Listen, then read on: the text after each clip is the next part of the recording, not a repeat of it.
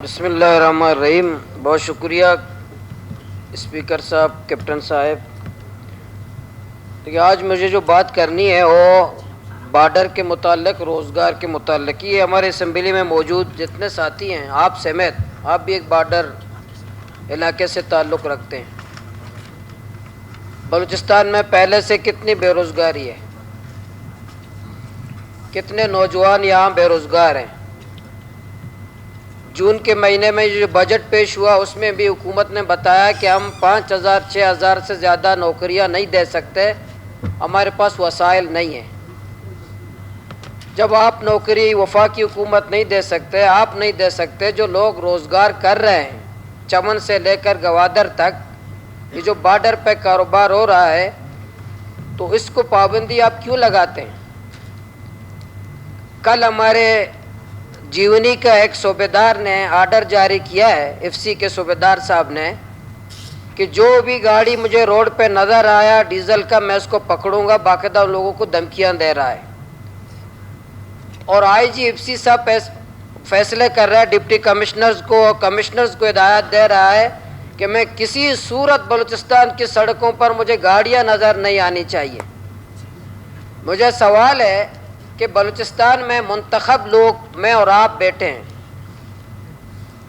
ہزاروں لوگ مجھے اور آپ کو ووٹ دیتے ہیں، ایوان میں بھیجتے ہیں، اور فیصلے کوئی اور کرتا ہے۔ مجھے یقین ہے کہ صوبائی کابینہ میں یہ فیصلہ نہیں ہوا کہ چمن بارڈر باندھو، صوبائی کابینہ نے یہ فیصلہ نہیں کیا کہ ماشکل بارڈر باندھو، صوبائی کابینہ نے یہ فیصلہ نہیں کیا پنجگور تربت گوادر کا بارڈر باندھو۔ یہ کس نے فیصلہ کیا ہے؟ یہ کون فیصلے کرتا ہے؟ اور وہ لوگ فیصلہ کرتے ہیں، خود ارب پتی بن رہے ہیں۔ اسپیکر صاحب، یہ جو کوسٹ گارڈ کے بارے میں پچھلے دنوں میر اسد صاحب نے بات کی، تلار چیک پوسٹ ہے، تلار چیک پوسٹ گوادر اور تربت کے درمیان، یہاں ایک گاڑی 1.5 لاکھ روپے کوسٹ گارڈ لیتا ہے۔ ناکا کاڑی کراچی کے پاس ایک گاڑی 5 لاکھ 6 لاکھ روپے ایک گاڑی کوسٹ گارڈ لیتا ہے۔ ایک رات پنجگور کے ٹوکن، پنجگور اور تربت میں ٹوکن پہ راتوں کروڑوں روپے لیتے ہیں ایف سی اور کوسٹ گارڈ کے لوگ، اور خوار اور ذلیل ہے ہمارا نوجوان۔ میں یہ توجہ دلانا کہ ہم ہمارے نوجوانوں کو اب روزگار نہیں دیتے۔ خدا کے واسطے آج بلوچستان جل رہا ہے۔ آج کیا ہمیں بارڈر کی بندش کا فیصلہ کرنا چاہیے یا کھولنے کا فیصلہ کرنا چاہیے؟ ہمیں آج روزگار کو، روڈوں پہ گاڑیاں پکڑنے کا فیصلہ کرنا چاہیے یا نوجوانوں کو گلے لگانا چاہیے؟ آج یہ سخت سے سخت فیصلے کیوں کرتے ہیں؟ یہ بلوچستان کے ساتھ دشمنی نہیں ہے، یہ بلوچستان کے عوام کے ساتھ دشمنی نہیں ہے، یہ بلوچستان کے نوجوانوں کے ساتھ دشمنی نہیں ہے۔ میں اپنے گوادر کے ایک نوجوان، میں نے وزیر اعلیٰ صاحب سے بھی کہا، رضوان نامی ایک نوجوان ہے، بیلا میں خودکش اس نے کیا ہے۔ رضوان پتہ ہے کون تھا اسپیکر صاحب؟ بارڈر کا ایک مزدور تھا۔ 3 دفعہ کوسٹ گارڈ نے اس پہ تشدد کیا، پھر اپنا اس بوٹ کو وہیں پھینک کر کے اپنے جسم پہ بم باندھا، جا کے بیلا میں پٹا۔ آپ کیا کرتے ہیں؟ آپ کے یہ فیصلے خودکش بمبار تیار کر رہے ہیں۔ آپ جو فیصلے کرتے ہیں، نوجوانوں کو ہزاروں کی تعداد میں آپ پہاڑ کی طرف لے کر جا رہے ہیں۔ تو آپ خدا کے واسطے میں صوبائی حکومت کو بھی، وفاقی حکومت کو بھی کہتا ہوں، روزگار دیں۔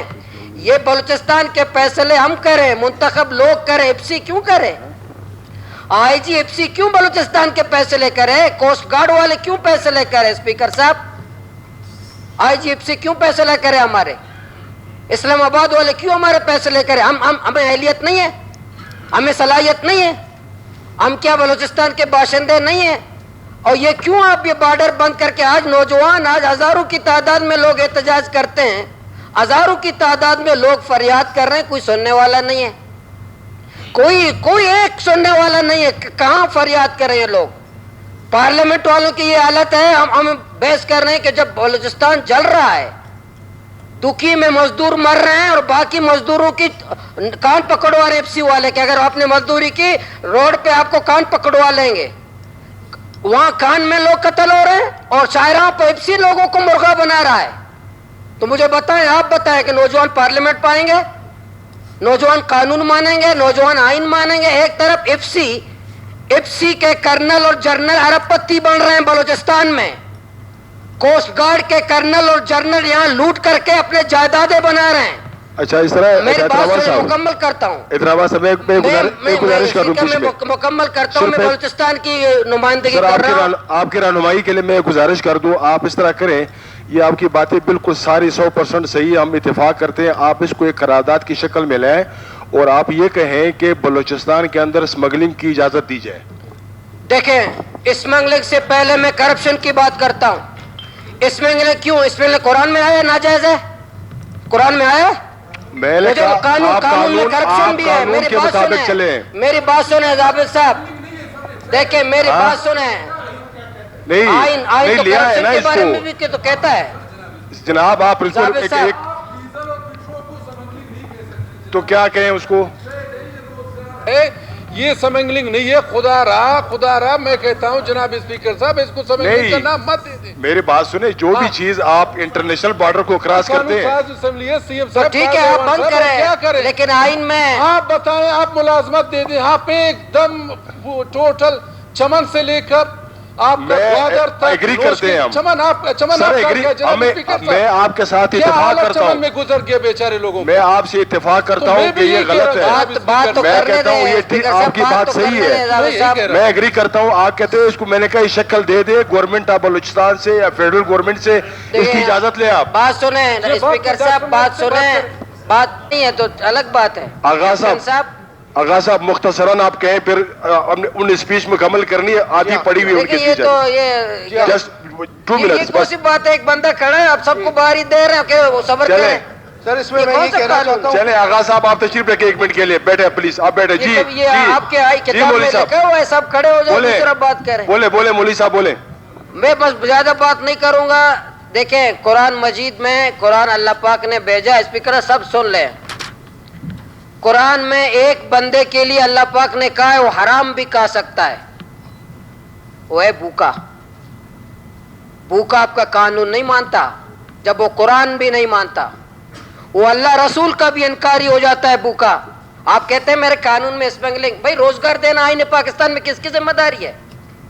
आईन 73 की आईन में रोजगार देना किसकी जिम्मेदारी? आपकी है, आप पूरा कर रहे हैं, ये गैर कानून नहीं कर रहे हो। अब आप 35 लाख लोगों को पहले रोजगार दें, माहाना 1 लाख रुपए तनख्वाह जारी करें। रियासत का काम पहले रोजगार देना है, बाद में फैसले करना है। हमारे यहाँ बदकिस्मती ये है, पहले हम भूखा मारते हैं, फिर आइन और कानून की बात करते हैं। पहले आप तो लोगों को रोजगार दें, नहीं आप कहते हैं स्मगलिंग है। भाई करप्शन बलूचिस्तान में, पाकिस्तान में कितनी करप्शन है स्पीकर साहब, कितनी करप्शन है?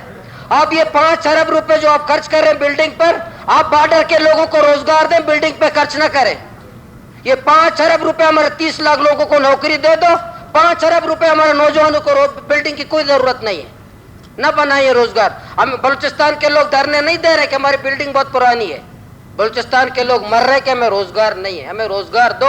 अगर रोजगार में असेंबली फ्लोर पर कह रहा हूं, बलूचिस्तान में जब आप बॉर्डर के बंदिश के फैसले हम नहीं कर रहे, मुंतखब लोग नहीं कर रहे स्पीकर साहब, गैर मुंतखब लोग कर रहे हैं, गैर मुंतखब लोग ये फैसले कर रहे हैं, हम लोग नहीं कर रहे, हमारी तौहीन है।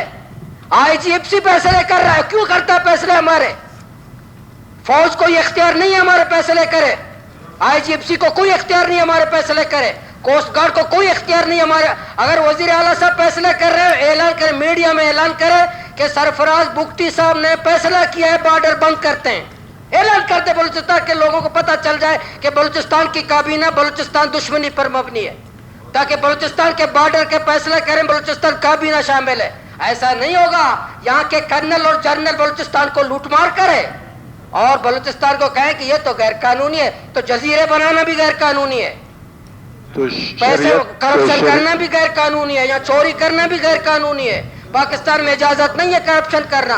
अगर आपने ये बॉर्डर नहीं खोले, अगर आपने ये फैसले, अगर एपिस कमेटी हो या वफाकी हुकूमत हो, अगर बॉर्डर आपने नहीं खोले तो पूरे पाकिस्तान की फौज बलूचिस्तान में ले आओ, आप अमन कायम नहीं कर सकते। पूरा ऑफिस मुनीर आयत बलूचिस्तान में बैठ जाए भी, अब मैं कसम खा के कहता हूं बलूचिस्तान में अपन अमन नहीं ला सकते जब तक आप बॉर्डर को बंद करोगे। बॉर्डर खोलो, रोजगार दो, तो इंशाल्लाह बलूचिस्तान में अमन कायम होगा. Thank you